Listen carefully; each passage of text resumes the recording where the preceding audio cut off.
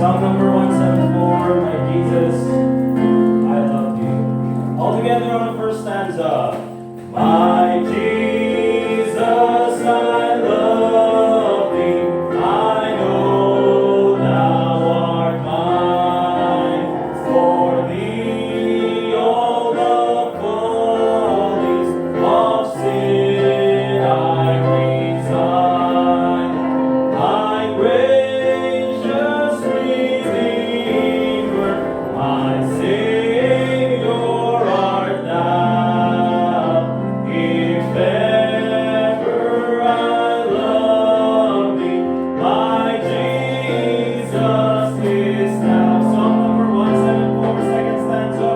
I love thee because thou hast first loved me and purchased my pardon on Calvary's tree. I love thee for wearing the thorns on thy brow. If ever I love thee, my Jesus is thou. I love thee in life, I will love thee in death. Praise thee as long as thou lendest me bread, and say when the dead to last hold on my brow. If ever I love thee, my Jesus is thou. In mansions of glory and endless delight, I'll ever adore thee in heaven so bright. I'll sing with the glittering crown on my brow. If ever I love thee, my Jesus is thou. Amen. Before we go to our opening prayer, let's all be seated, please. We'll sing song number 327, Higher Ground. After that, we'll call Brother Anthony para sa ating opening prayer. Song number 327, Higher Ground.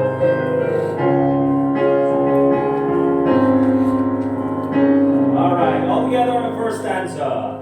I'm pressing on the upward way, new heights I'm gaining every day, still praying as I'm onward bound.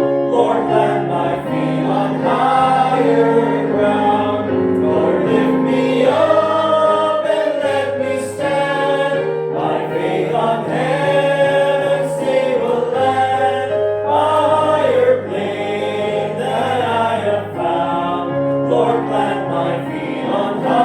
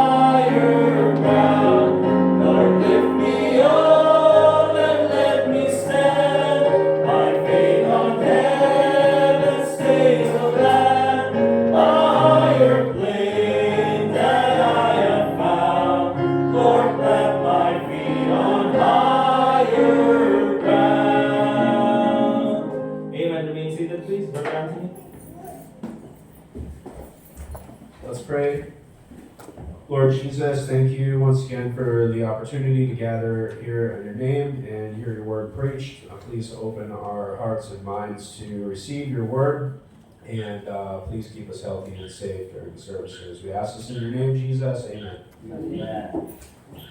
Okay, thank you again for being with us ngayong Wednesday na ito. And of course, itong Wednesday na ito, it's a special day for one of our mothers dito po sa ating church, si Ma'am Elsa. It's your birthday, Ma'am Elsa. Wow, okay, so kantaan natin. Ay, sakit, nasan yung yung content? Ma'am Elsa, we have something for you. Nasan yun? Ayun! Happy birthday, Ma'am Elsa! Okay, let's sing happy birthday para kay Ma'am Elsa. All together! Happy birthday to you!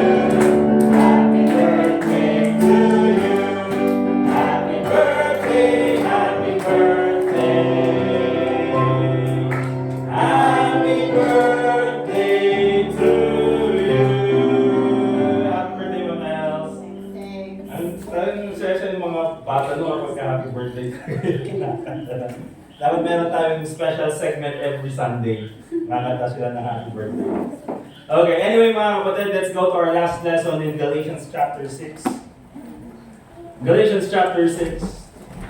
And ito na po yung pagtatapos natin in our series in the book of Galatians. And after this, we've gone through maraming New Testament books, but for our next lesson, we'll go to the Old Testament naman. Okay?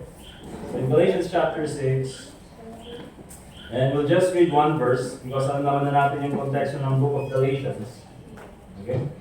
Galatians chapter 6 and in verse 9, and the Bible says, "And let us not be weary in well-doing, for in due season we shall reap if we faint not." Okay? And yan po yung magiging lesson natin this evening. How to persevere in Christianity. Okay? How to persevere in Christianity. So itong si Apostle Paul, once again mga kapatid, he is encouraging these members of the Galatian church because again, they are discouraged. Okay? Someone taught them a false doctrine. May nagturo sa kanila ng wrong doctrine, and because of that, they are discouraged because akala nila, they've been doing something wrong the whole time. Okay? And so, this is an encouragement kay Apostle Paul na, tinuruan ko kayo ng tama. I've already proven to you that you have the right salvation, you have the right faith. So, it's very important that from now on, you have to continue serving God. Okay? So, how to persevere in Christianity? There are many hindrances sa ating buhay bilang mga mananampalataya. Persecution, problems, personal, church problems, all of those things. But it's very important, mga kapatid, na tayo po as believers of the Lord Jesus Christ, as Christians, we have to continue. Okay, we have to persevere. Kailangan natin magpatuloy. It is difficult, but we have to move on. We have to go on. We have to go forward. Because, kung titignan po natin, mga kapatid, we are called Christians because we are followers of Christ. Amen? And in the life of the Lord Jesus Christ, He never backed down doon sa kalooban ng Panginoon para sa Kanya. There was never an example of the Lord Jesus Christ going back in the faith. Okay? And ganun din mga kapatid when it comes to the apostles. At the beginning of their ministry, maraming mga apostles, they were discouraged.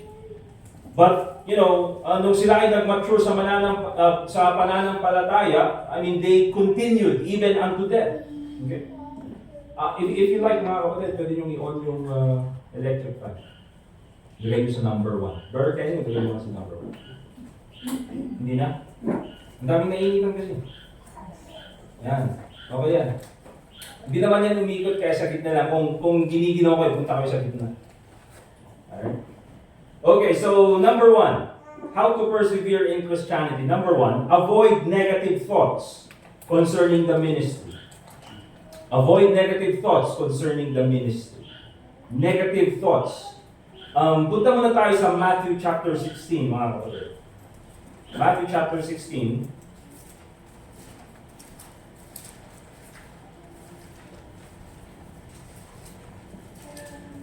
And basahin natin in verse 16. Sabi ni Jesus Christ, in Matthew chapter 16, verse 15, sabi ni Cristo, He said unto them, But whom ye say that I am? And Simon Peter answered, said, Thou art the Christ, the Son of the living God. And Jesus answered and said unto him, Blessed art thou, Simon Barjona, for flesh and blood hath not revealed it unto thee, but my Father which is in heaven. So, I think all of us na makita, mga kapatid, how itong si Apostle Paul confessed that the Lord Jesus Christ is the Messiah, the Son of the living God. He is God. And this truth na sinabi niya came from God Himself. Yan po yung nandun sa linalaman ng utak nitong si Apostle Peter. Okay? However, in verse 21, balikan niyo po dito, From that time forth began Jesus to show unto His disciples how that He must go unto Jerusalem and suffer many things of the elders and chief priests and scribes, and be killed and be raised again the third day. So pinakita ng ating Panginoong Jesucristo how He is going to be crucified. And then tingnan niyo yung verse 22. Then Peter took Him, kinuha niya si Kristo. Imagine what's happening here, mga kapatid. Itong si Peter, kinuha niya si Kristo, dinagay niya sa isang tabi, and began to rebuke Him. Okay? Imagine, itong si Peter, rini-rebuke niya yung sinabi niyang Messiah, Christ, Son of the living God. Okay? At sabi niya ganyan, saying, Be it far from thee, Lord, this shall not be unto thee. Hindi ito mangyayari sa iyo. And so, ang sabi ni Jesus Christ, But He turned and said unto Peter, Get thee behind me, Satan. Now, nung sinabi niya, Get thee behind me, Satan, hindi niya sinasabing si Peter ay si Satanas. Okay? Nung sinabi ni Jesus Christ that, Get thee behind me, Satan, yung sinabi ni Peter that, Oy, Panginoon, hindi yan mangyayari, hindi ko hahayaang mangyari yan sa'yo na ikaw ay mag-crucify. Ang sinasabi dito ni Jesus Christ is that thought na sinabi mo did not come from you, it came from the devil. Okay? Nanggaling yan kay Satanas. Katulad nung sinabi ni Peter that Thou art the Christ, the Son of the living God, that came from the Father. Now, nung sinabi naman ni Peter na hindi mangyayari yan, Panginoon, hindi ko papayagang mangyari yan. Ang sabi ni Jesus Christ, Get thee behind me, Satan. That thought, that idea came from the devil. Now, ang gusto kong makita natin dito, mga kapatid, is that our minds can easily be influenced or can easily be hijacked by the devil with negative thoughts. Di ba? Moments before, maganda yung idea ni Peter, nanggaling sa Panginoon. Moments later, biglang, Get thee behind me, Satan. That is how easy the devil can hijack or take control of our thoughts. Okay? Ganun lang kadali. Kaya minsan, mga kapatid, there are times that we are, maganda yung paningin natin, maganda yung perspective natin sa ministry. We are convinced that we should continue, go on, persevere in the ministry. But later on, after a few seconds or after a few moments, we are immediately discouraged. That is how easily the devil can hijack our thoughts. Kaya po, mga kapatid, beware of backsliding. Thinking of quitting serving God and compromising with sin. These thoughts, mga kapatid, itong mga kaisipan na mga ito, did not come from God. It came from the devil. Okay? Look at Hebrews chapter 12, verse 2 and 3. Again, yung point natin, mga kapatid, avoid negative thoughts concerning the ministry. If you're going to persevere in Christianity, sa ating buhay bilang mananampalataya, you have to avoid thoughts concerning the ministry. Hebrews chapter 12, verse 2 and 3, the Bible says, Looking unto Jesus, the author and finisher of our faith, who for the joy that was set before Him endured the cross, despising the shame, and is set down at the right hand of the throne of God. Verse 3, for consider him, ang ating Panginoong Jesucristo, that endured such contradictions of sinners against himself. You know, if there are times na gusto na nating mag-backslide or gusto na nating tumigil sa ating ministry or in serving God, we have to consider yung ginawa ni Jesus Christ. Even though siya ay pinahirapan ng mga tao, even though lahat ng mga tao ay, or karamihan ng mga tao ay against sa kanyang ginagawa, He endured the cross. Ang sabi ng Bible. Kaya ang sabi niya sa verse 3, lest ye be wearied and faint in your minds. Lest ye be wearied, pagod, and faint. You know, yung talagang mawalan ng lakas. Pero ang sabi nung writer ng Hebrews, in your minds. Remember this, mga kapatid. The idea is this. When it comes sa ating buhay bilang mga mananampalataya, I always say this, especially sa beginning ng ating church, the battle begins in the mind. We wrestle not against flesh and blood, but against principalities. Di ba? Kaya oftentimes, mga kapatid, the battle begins with the mind. Yung battle is nandito sa isip natin. Bakit? Because our thoughts will determine our actions. Kung sa isip pa lang natin ay kontrolado na ni Satanas, hindi na maganda yung tingin natin sa ministry, we are already backslidden in our minds. Later on, our actions will follow suit. Okay? Kaya ang unang aatakihin talaga ni Satanas, mga kapatid, it's our thoughts. There's the thought of backsliding. There's the thought of stopping. There's the thought na tumigil na lang. There's the thought of, probably sabihin na rin, makipag-compromise sa kasalanan. There's always that thought. But again, if it's always negative against the ministry, hindi yan galing sa ating Panginoon. It came from the flesh. It came from the devil. Okay? Kaya nga even yung backsliding, mga kapatid, oftentimes nagsisimula talaga yan sa mind. The Bible says in Proverbs 14:14, the backslider in heart shall be filled with his own ways. Yung backsliding, mga kapatid, nagsisimula talaga yan sa puso. Okay? Pwede kang pumunta dito sa church. You can be here at church. Pwede mong gawin yung mga ginagawa mo bilang mananampalataya. Pero in your heart, you're already far from God.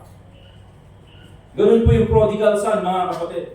Nandun siya sa bahay ng kanyang tatay, but his heart is already far from his father. Okay? Kaya nung umalis siya sa kanyang bahay, sinundan niya kung nasaan yung puso niya. Nasaan yung puso niya? To a far country. That's why remember, mga kapatid, the battle begins in the mind. Pwede kang backsliding sa puso mo ngayon, and then pwede kang pumunta pa rin dito sa church, pero later on, if that thought continues, kapag nagpapatuloy yung ganyang kaisipan, later on, wala ka na sa church. Because the battle begins with the mind. Kaya it's very important, mga kapatid, to clear your minds of negative thoughts concerning the ministry. Diba? It's very important to clear your minds of thoughts concerning the ministry. Sa ministry, mga kapatid, it is tiring, nakakapagod, exhausting. Kaya nga po, I appreciate personally yung pagpunta niyo pa rin dito Wednesday evening. Bakit? I understand na karamihan sa inyo galing sa work, galing sa school, pagod na. Pero still, ginagawa niyo pa rin yung best na makapunta dito. Okay, kaya nga po, ang ginagawa natin, as much as we can, sana everyone will feel comfortable. May bread kayo, may water kayo. Diba? Susundin namin kayo. Okay, dito kayo, punta kayo dito. I'll take care of the service. Ako mag-song lead. Ako nang bahala sa mga yan. Just sit back, relax, you're tired. Makinggan na kayo ng salita ng Diyos. Okay? But it is tiring. Ano ba? It is lonely sometimes. Diba? Meron yung times na you want everyone to get involved sa ministry, pero bakit ikaw lang? Ikaw lang yung parang may concern dun sa ministry. In many cases, the ministry is also lonely. It requires sacrifice. Kailangan mong isakripisyo yung oras mo. Kailangan mo isakripisya even your money when it comes to the ministry. You have to sacrifice yung mga bagay na gusto mong gawin, hindi mo na magagawa. Bakit? Because of the ministry. Okay? And others do not appreciate what you do. That is true when it comes to the ministry. But you know what, mga kapatid? All those things, whether they are true, si Satanas, he will always remind you of those things. He wants you to focus on the negative. Yan. Diba? Ikaw lang naman gumagawa niya. Diba? Pagod ka na. Pahinga ka naman. Pabayaan naman sila. Okay? All those things, mga kapatid. That's why it's very important na tayo bilang mananampalataya, we have to think positive things concerning the ministry. Look at Philippians chapter 4, verse 8.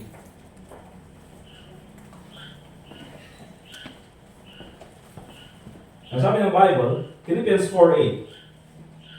Finally, brethren, whatsoever things are true, whatsoever things are honest, whatsoever things are just, whatsoever things are pure, whatsoever things are lovely, whatsoever things are of good report, if there be any virtue, as long as it produces good, as long as it has pagsayatan, and if there be any praise, the Bible says, think on these things. You see, mga kapatid, there are so many hindrances na sa ministry na hindi mo na kailangang, palaging i-remind yung sarili mo of those things. You have to think positive when it comes to the ministry. Because, totoo mga kapatid, yung mga binanggit ko kanina na it's tiring, the ministry it takes sacrifice, it's lonely sometimes, minsan hindi kaya appreciate, but it's also true that because of your ministry, people can get saved. Totoo din yan, mga kapatid. It is also true that because of your ministry, members of the church can be encouraged. It's also true that in your ministry, you become a blessing to others. It's also true na sa iyong ministry, may mga ibang mananampalataya na they're ready to quit, pero dahil nakikita kanila, continuing in the ministry, they are encouraged and they are motivated because of you. Totoo din yung mga yun. And of course, it's also true that Christ is glorified in your ministry. Kaya mga kapatid, if we are going to persevere in Christianity, remember, avoid negative thoughts concerning the ministry. The battle begins with the mind. Si Satanas, he can easily hijack your thoughts. Mamaya, maganda yung tingin mo sa ministry, di ba? You're on fire in the ministry. Pero later on, nagkaroon ka lang ng konting problema. You want to back down in the ministry. Those thoughts did not come from God. It came from the devil. So, avoid negative thoughts concerning the ministry. Number 2, kung tayo po ay magpapatuloy in the ministry, if we're going to persevere in the ministry, number 2, keep doing good to others. Okay? Keep doing good to others, or keep on doing good to others. Galatians chapter 6 verse 9, yung ating topic.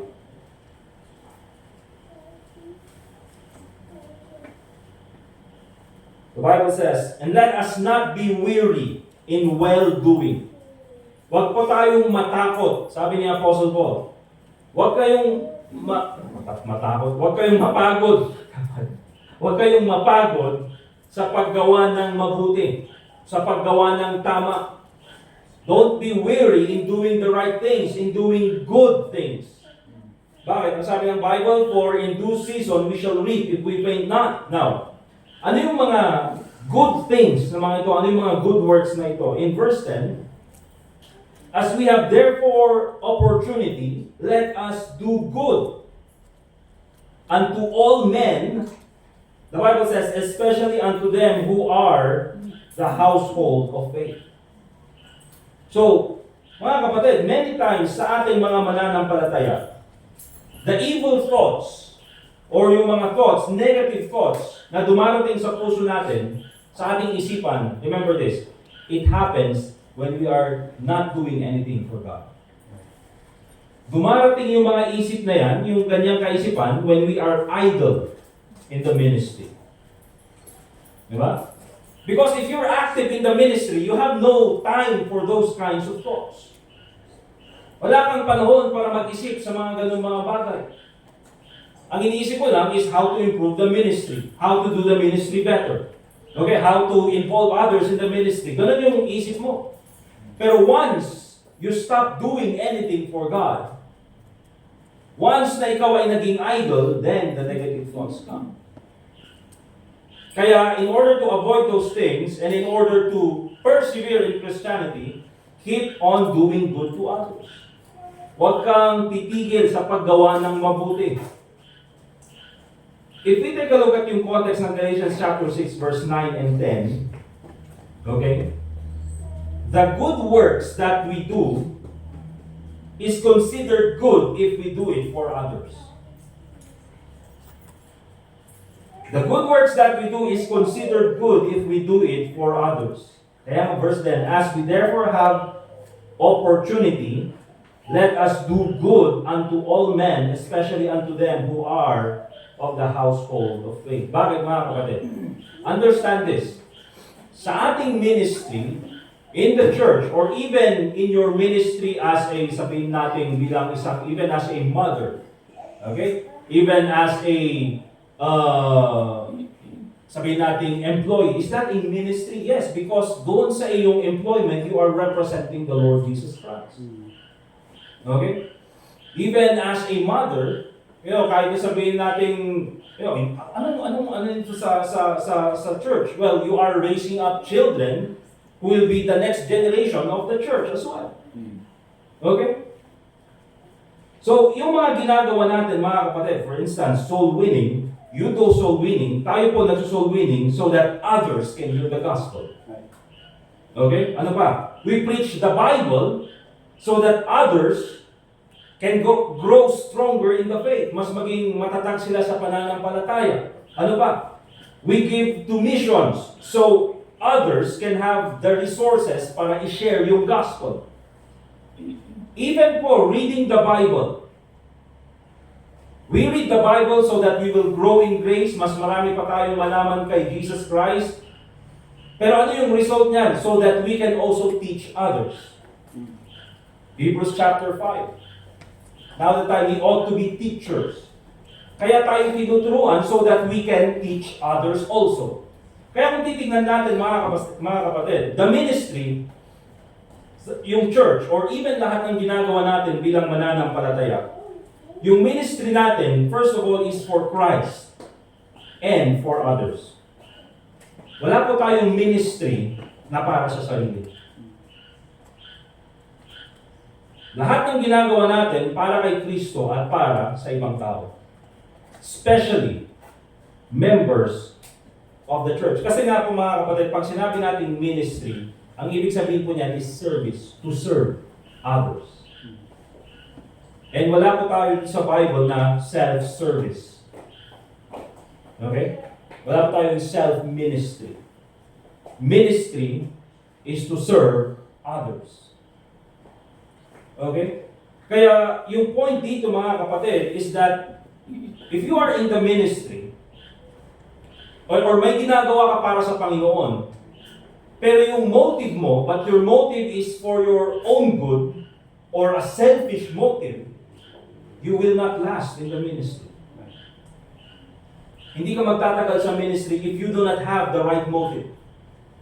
Kung ang motive mo is para sa sarili mo lang, you will not last in the ministry. Okay? Tingnan po yung Joshua chapter 24 verse 14. Joshua chapter 24 verse 14.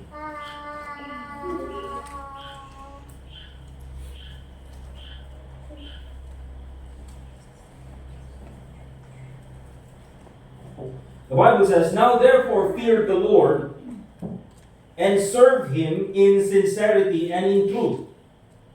Okay, yan yung tawag doon, theme natin last year sa ating anniversary. Serve Him in sincerity and in truth. So makikita natin mga kapatid na serving God, ang paninilbihan natin sa Panginoon, it requires a pure motive, sincerity, and in truth. Don't serve God for money. Okay? Huwag mong pagsilbihan ng Panginoon ng dahil lang sa pera. Also, don't serve God for fame. Para ikaw ay maging sikat. Don't serve God for recognition. Para ikaw ay ma-recognize. Don't serve God for self-promotion. Okay? Bakit mga kapatid? Because in the ministry, you will not meet these expectations. Kung nasa ministry ka and then you expect that you will be recognized, we do our best na we recognize yung mga ginagawa nating mabuti, but in many occasions, you will be left unrecognized. Okay? And again, if this is, kaya nga meron kaming kasama noon sa Bible College. And of course, sa Bible College, kayo, mga Bible school students, you are the ones who are in charge of, as much as possible, maging malinis yung lugar ng congregation, yung naka-prepare lahat yung program, all of those things. Okay? But meron kaming kaklase noon na hindi siya magtatrabaho kung wala yung pastor na tumitingin doon sa ginagawa namin. Okay? Pag wala yung pastor, okay, talagang nakarelax lang siya, kami yung gagawa sa lahat. Pero pag meron yung pastor, siya yung, tara, linisan natin to lahat. Di ba? Napaka-super active niya, and alam na namin yun, kasi napapansin namin, every week na lang na ganun. Okay? And so here's the thing mga kapatid, because he is looking for recognition, magtatrabaho lang siya pag nakatingin yung pastor. Nag-gets niyo mga kapatid? Pag wala yung pastor, hindi siya magtatrabaho. Bakit? Because it will not meet his expectation. And same is true sa atin mga kapatid. Okay? If ang expectation natin or ang motive natin sa ministry is selfish, hindi tayo magtatagal sa ministry. Bakit? In the ministry mga kapatid, you will all often be left unrecognized. I've heard of a preacher also, just recently mga kapatid, that ang ginawa ng preacher na ito, he left yung kanyang outreach na pinupuntahan. He left yung kanyang outreach. Bakit? Because he kept on complaining doon sa main church. Na sinasabi niya ganyan, yung complaint niya is this, bakit daw hindi silang nare-recognize na preacher doon sa kanilang outreach? Okay? Bakit daw palagi silang parang hindi man lang, pag pumunta sa church ay hindi pinapatayo at line-recognize sa harap ng mga tao? Mga kapatid, that just shows me na yung tao na yun, he is not in his service to the Lord Jesus Christ. Ang tinitignan niya is recognition. Because kung tayo mga kapatid, we are truly in the service of the Lord Jesus Christ, we will understand na ang ministry ay hindi para tayo i-recognize, ay hindi para tayo ay maging sikat or ma-appreciate. If those things happen, praise God. Pero dahil we recognize na ang ministry is for others and for the glory of the Lord Jesus Christ, mangyari man yung expectation natin o hindi, we keep on serving God. Bakit? The ministry is for others. Kaya dapat itatakpo natin yan sa ating isipan. And so it's very important to fix our motive when we serve God. The ministry is doing good works for others. And once you focus on yourself, it's easy to get discouraged. Bakit? Again, you do not meet your expectations. Kaya minsan pag nag-focus tayo sa sarili natin, kawawa naman ako, hindi man ako, kawawa naman ako. Kawawa talaga ako. Kawawa talaga ako. Diba? Pag titignan mo yung sarili mo, maraming kakaawaan. Pero kung nakikita mo sana sa ministry yung mga taong nabibless at taong na-influence mo, mga kapatid, it's such a wonderful thing. Yung mga Sunday school teachers ko, noong dati, when we were young. Alam mo yung palagi nilang sinasabi? Hindi namin,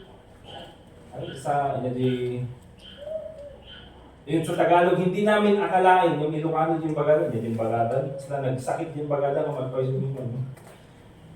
Kasi kami mapanunod nga, pastor kayo gayon. Di ba? Hindi namin akalain na kayo magpapastor pala. And you know what mga kapatid, nakikita ko rin yung mga 7, 8, 9 years ago, yung mga Sunday school kids na tinuturuan ko sa main church, na dati talagang sabali kaming tinuko dahil siya kakapsat. At least yung mga bata dito, diba, nakakausap mo, English pa. Yung nagkikita dyan, sabali kakapsat. Talaga nga lumaban na. At talaga, kay puno ko si kaking tatang mo. Ay, biro ko man yung tatang ko. Kung nata mo yan, kakapsat. Lumaban na. Okay? Noong later on, nakikita mo na sila na yung next na song leader doon sa church.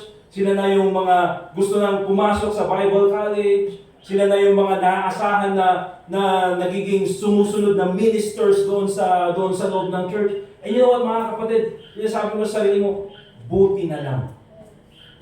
Hindi kami tumigil sa pagtuturo. Remember this mga kapatid, there are times na probably in our ministry, we will see the results of our influence to other people. Probably 10, 20, 30 years from now, we can still see itong mga bata na ito, how they serve God. May mga Sunday school kids na nagpapatuloy sila. But you know what mga kapatid? Most of the things that we do, we will see the results when we get to heaven. Okay? So remember mga kapatid, keep doing good to others. Keep on doing good to others. If you're going to persevere in Christianity, keep on doing good to others. Lastly mga kapatid, number 3, if we are going to persevere in Christianity, focus on the promised reward. Focus on the promised reward. Ang sabi ng Bible, in Galatians chapter 6 verse 9, in due season, ye shall reap if we faint not. Okay? And yung reap na yan, mga kapatid, is darating yung time, mga kapatid, na tayo ay aani or we will see the results of our labors. Okay? E sasabihin natin na pambihira, makikita na yung result, we have to reap. Mga kapatid, when it comes to reaping, it still involves work. Okay? Pero lahat mga kapatid na nagtanim, lahat ng nagsakripisyo ng kanilang oras para magtanim doon sa kanilang bukid o sa kanilang garden, kapag nakita nila na meron silang aanihin, kahit na gaano pa karami yung kanilang aanihin, they will not feel, overwhelmed. Bakit? Because the harvest is great. Marami silang pagkakakitaan. In agricultural sense. But the focus lang gusto kong makita natin dito when it comes to the promised reward, tulad ng sabi ko, there are things or there are results na pwede nating makita dito sa ibabaw ng lupa. Praise God for those. Okay? But there are more rewards that we will see when we get to heaven.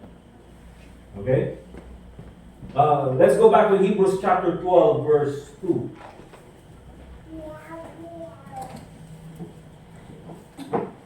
Hebrews chapter 12, verse 2. Ang sabi ng Bible, looking unto Jesus, the author and finisher of our faith, who for the joy that was set before him, endured the cross, despising the shame. Bakit ang Panginoong Jesucristo, even though mahirap, He carried the cross, even though siya ay pinahiya, He still went to Calvary and did the will of the Father. Bakit mga kapatid?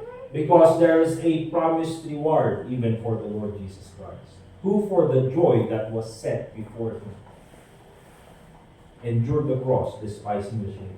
And what is that reward na, may kita natin na joy of the Lord Jesus Christ?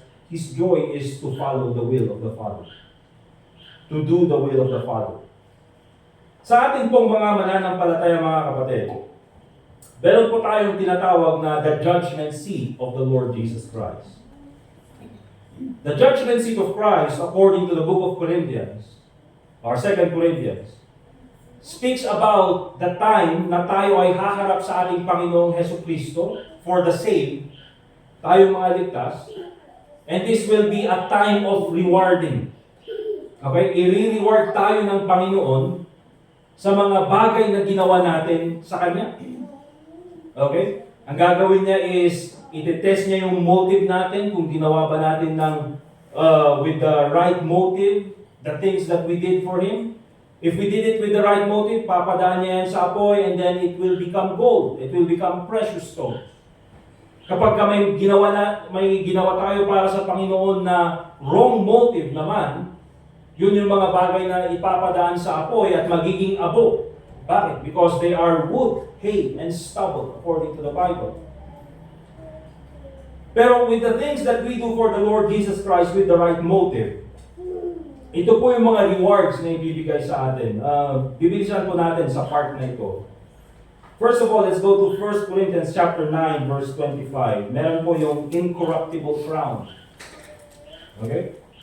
The incorruptible crown.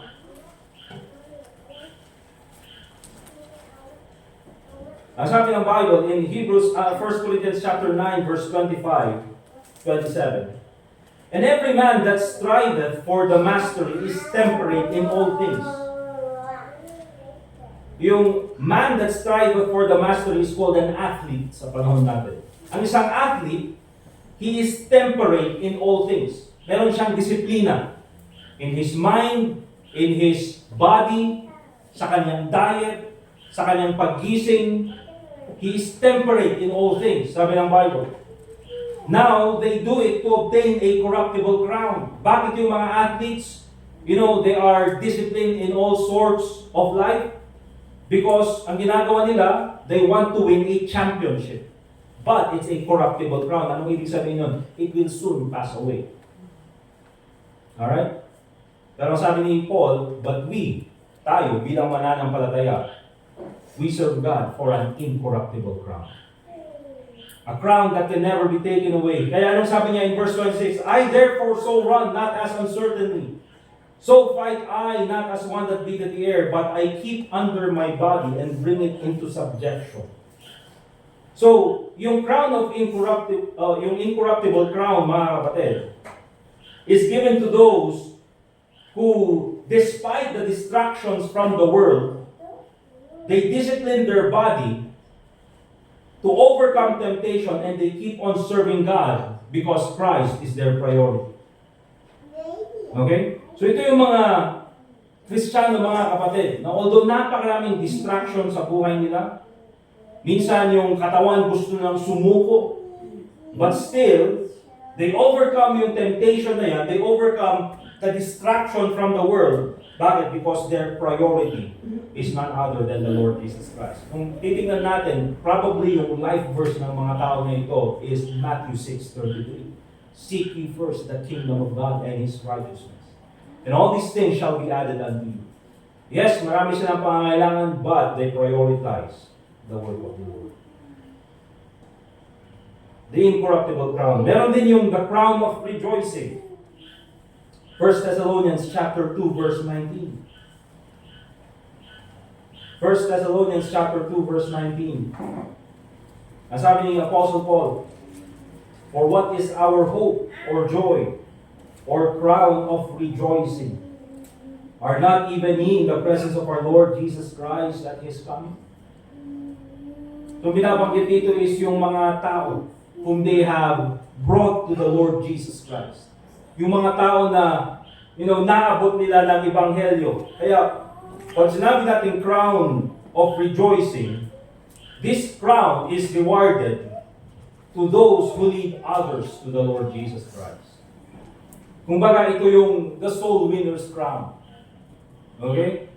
Kaya ito, mga kapatid, crown of rejoicing, probably, ito yung mga Kristiyano naman na ang theme song nila is, I love to tell the story. Okay? And again, mga kapatid, These things are rewarded in heaven, hindi po dito sa balat ng lupa. There's also the crown of righteousness. In 2 Timothy chapter 4, verse 8.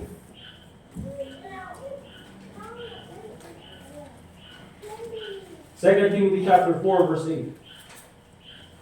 The Bible says, henceforth there is laid up for me a crown of righteousness, which the Lord, the righteous judge, shall give me at that day. Of course, yung that day na sinasabi ni Apostle Paul is none other than the judgment seat of Christ. And not to me only, but unto all them also that love His appearing. So itong crown of righteousness, mga kapatid, is that these are the people who would rather be separated with the pleasures of the world and to be with the Lord Jesus Christ. Ibig sabihin, mga kapatid, talagang their minds are set into heavenly things. Ang focus nila ay gumawa para sa ating Panginoon. Na handa nilang ibigay yung kanilang buhay. Bakit? Because for them, to live is Christ and to die is gain. Okay? The crown of righteousness. The crown of life. James chapter 1 verse 12.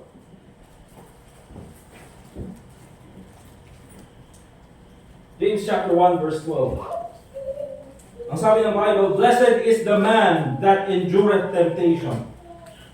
For when he is tried, he shall receive the crown of life, which the Lord hath promised to them that love Him. So itong crown of life naman, mga kapatid, ito naman po yung crown or reward na ibibigay for the believers who maintain their love for the Lord Jesus Christ. Anong ibig sabihin nito? Darating yung trials of life, darating yung persecution, darating yung problema, difficulties that God allows. But these trials of faith don't make them bitter against God. Ito mga pagsubok sa buhay, hindi ito yung rason na sila ay titigil in serving God. Bagkus ito pa yung mga bagay that will draw them closer to the Lord Jesus Christ. Na kahit na pagdaanan nila itong mga bagay na ito, they instead will learn to love the Lord Jesus Christ more and more. The crown of life. And of course, meron din yung the crown of glory. 1 Peter chapter 5, verse 3 and 4. The Bible says, neither as being lords over God's heritage. So dito sa 1 Peter chapter 5, yung context nito is to the elders. Okay? Yung mga pastors, mga shepherds. Neither as being lords over God's heritage, but being ensamples to the flock. And when the chief shepherd shall appear, ye shall receive a crown of glory that fadeth not away. Ito naman, mga kapatid, this is given to faithful shepherds who feed the church of God according to the scriptures. And ito pa, and lead the church of God according to biblical leadership. Okay? Now, yan po yung mga rewards, mga kapatid. There are many more rewards probably kasi nga, yung sinabi ni Apostle Paul, nung nakita niya yung langit, it's unlawful for me to see the things na nakita ko sa langit. So probably there's more. Okay? But what is the purpose of these rewards? Revelation chapter 4, verse 10 to 11. Diba? Imagine, pagdating natin sa langit, mga kapatid. And then, okay, tawagin natin yung mga recipients ng crown of life. Okay? Tawagin natin si brother so-and-so, sister so-and-so. Okay, and then nakikita natin yung mga rewards na dumarating. Tawagin naman natin yung recipients ng crown of thorns. Walang crown of thorns. Or crown of life, crown of rejoicing, yung mga binibigay. Okay? But what is the purpose of these crowns na ibibigay sa atin? In Revelation chapter 4, verse 10, the Bible says, the 24 elders fall down before Him that sat on the throne, and worship Him that liveth forever and ever. And the Bible says, and cast their crowns before the throne.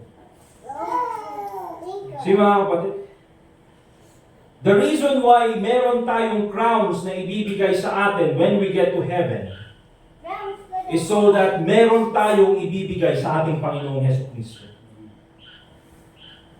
So that pag haharap tayo sa ating Panginoong Hesukristo, we will not go to Him empty-handed. Na pag nakita natin ang ating Panginoong Hesukristo, when He gives us the rewards na ginawa natin, we will say na, Panginoon, hindi namin magagawa itong mga bagay na ito kung wala ka. Because all of the things we have done, we can only do because of You. And sasabihin natin doon, saying, Thou art worthy, O Lord, to receive glory and honor and power, for Thou hast created all things. Kami po ay iyong ginawa. And for Thy pleasure, they are and were created. That's why these crowns that are given to us, we cast it into the feet of the Lord Jesus Christ, because He is worthy of all glory. So imagine, mga kapatid, pagdating natin sa langit. And some of us, meron mga crowns na ibibigay doon sa pangalan ng ating Panginoong Jesucristo. But I think, mga kapatid, I believe it's a great day when we get to heaven. Amen? But I think, yun din yung sinasabi ng Bible, that some would suffer loss in the judgment seat of the Lord Jesus Christ. Bakit? Because they will not have any rewards or crowns to cast in the feet of the Lord Jesus Christ. So, ito mga kapatid, this, I believe, is enough for us to focus on the promised reward, to continue in our Christianity, persevering Christianity, with the idea of glorifying the Lord Jesus Christ alone. So remember mga kapatid, katulad ng sabi ko, persevering in Christianity, we already have these thoughts. Alam natin that this is the right thing to do. Oftentimes, mahirap lang gawin. So remember, avoid negative thoughts concerning the ministry. Wala pong example ng ating Panginoong Jesucristo na iniwan that He was a backslider, that He stopped in the ministry. He was persecuted. There were difficulties na pinagdaanan niya, but He endured the cross despising the shame. Okay? So we have to follow the example of Christ. Secondly, keep on doing good things to others. Keep on doing good to others. The ministry is for others. Keep that in mind, mga kapatid. That should be our motive. And focus on the promised reward. So mga kapatid, this is the end of our lesson in Galatians chapter 6. Next Wednesday, we'll focus on another book of the Bible. Let us pray. Dear God, Heavenly Father, once again, we thank You for this time na kami po ay nakapag-aral ng Iyong salita. We pray, dear Lord, na muli po Ikaw ang magpatuloy na maging gabay namin in our Christian walk. That sana po, by Your grace and by the help of the Holy Spirit, ay mabantayan po namin yung mga bagay na pumapasok sa aming isipan. The devil is always ready to hijack our thoughts. But I pray, Lord, na mangibabaw po sana ang magandang kaisipan na galing po sa iyong banal na Espiritu. Also, Panginoon, we pray that we will have the right motive in the ministry. Na po, kailangan po namin isipin, Panginoon, na ang ministry po ay para sa iba at hindi po pansarili. I also pray, Lord, that we will have a heavenly focus. Natignan po namin, Panginoon, the rewards that will be given to us. That we will be able to cast on the feet of the Lord Jesus Christ kapag dumating ang araw po that we will be rewarded. So once again, Panginoon, we thank You for this time that magkaroon po kami ng encouragement sa iyong salita. Lord, once again, Your name be glorified in everything that we do sa aming pong pagkuha ng mga prayer requests. Muli po, Panginoon, please remind us of the things that we ought to pray for. And also ask in the name of the Lord Jesus Christ. Amen. Alright, mga kapatid, let's proceed po sa ating prayer list. Brother Dustin, please. Brother Ken.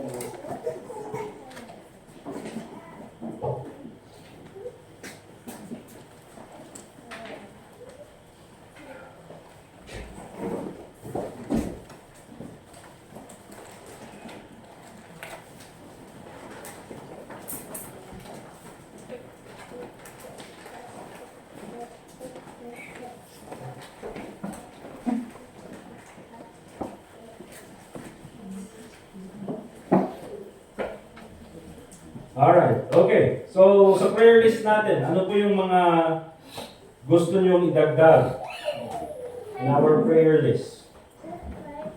Or dapat natin idagdag? Oh, doon po sa na yun? Number 21, our upcoming events. Let's pray for our Mother's Day event this coming Sunday. Na Lord willing, marami pong maka-attend na mothers and ganoon din po yung kanilang mga spouse. Okay? And hopefully maging blessing po sa lahat. Also, our upcoming TVBS, June 10 to June 12. Okay, any more prayer requests? Yes, Randy? For my wife's uncle, he's having some health problems, Bell's palsy. What's his name? Yeah, Yup. yeah. Dun sa tito daw ni Sister Jane, dun sa number 4. Yung tito niya, Tito Yap. Diba? Sila pa ng ito, Sister Jane. James Yap, Tim Yap. Bell's palsy.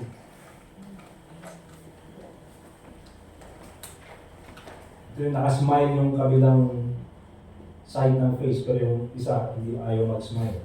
Seryoso palagi. Any more prayer requests? Sa ngayon, yung sinunod. Number 19, yung mga students, yung mga exams nila. Mga college students. Okay? Pray for their exams. Any more? Ano pa? Dapat pag-pray? Add to the prayer list. Number 2, please also pray for Sister Angel's health. Kanyang frozen shoulder.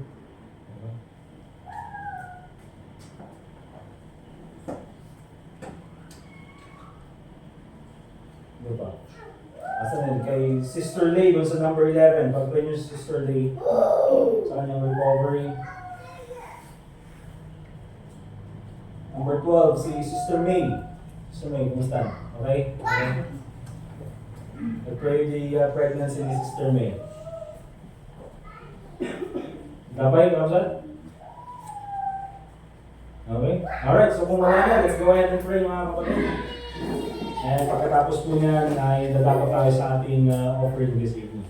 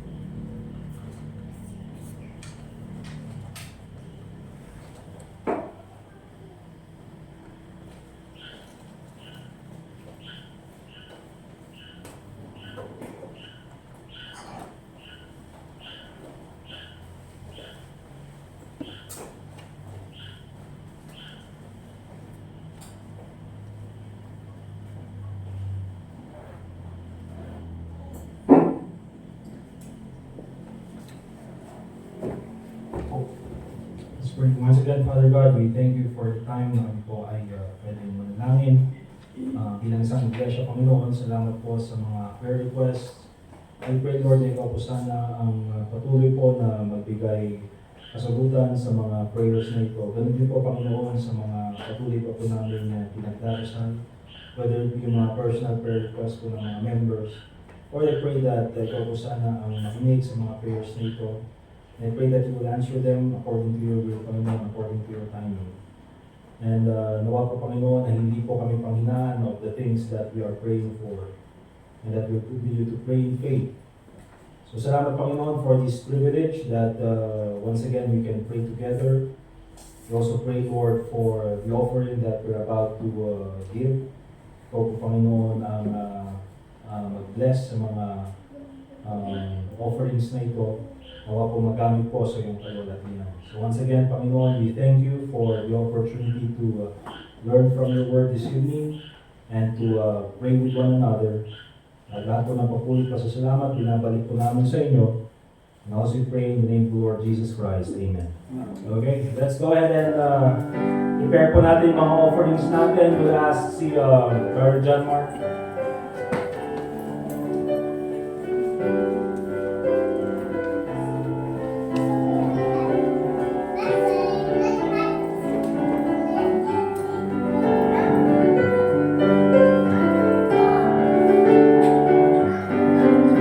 Let's give our offerings.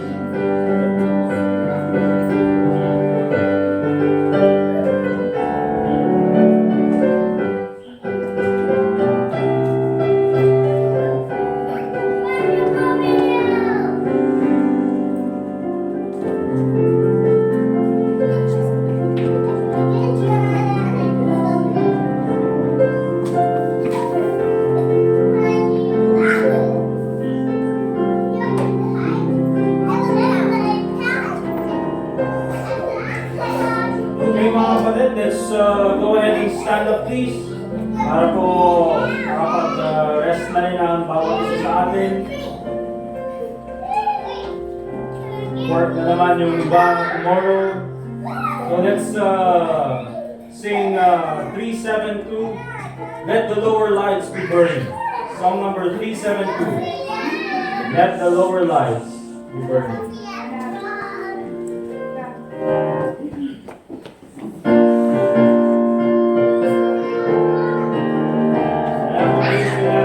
Brother Hector for our closing prayer. All together on the first stanza. Brightly beams our Father's mercy from His lighthouse evermore. But to us He gives the keeping of the lights along the shore. Let the lower lights be burning, send the gleam across the way. Some fainting, struggling seaman, they may rescue you, may say. Dark the night of sin has settled, now the angry billows roar. Eager eyes are watching, longing for the lights along the shore. Let the lower lights be burning, send the gleam across the way. Some poor fainting, struggling seaman, you may rescue, you may save. Trim your feeble lamp, my brother. Some poor sailor tempest tossed, trying now to make the harbor. In the darkness they be lost. Let the lower lights be burning, send the gleam across the way. Some poor fainting, struggling seaman, you may rescue, you may save. Amen. May stand, please.